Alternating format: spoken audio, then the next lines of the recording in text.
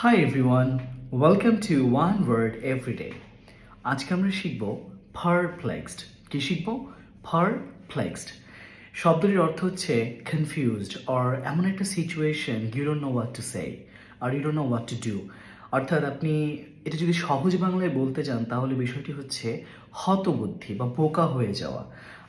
আমাদের লাইফে এমন অনেক সময় ঘটে না, যখন আমরা কেউ একটা কথা বললো, আমি জানি না এরপর আমাকে কি বলতে হবে, বা আপনি খুব কনফিউজ হয়ে গেলেন এখন আমি কি করব।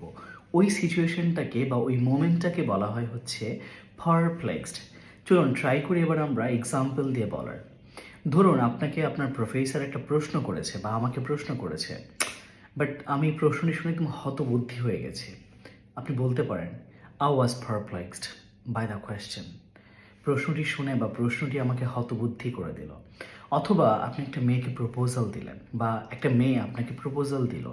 সো আপনি প্রপোজাল দেওয়ার পর মেয়েটি হচ্ছে জানতো না আপনাকে কি বলতে হবে।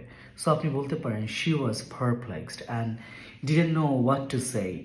সে খুব হতবুদ্ধি হয়ে গেল এবং সে জানতো না কি বলতে হবে বা কি বলবো বা কি বলবে।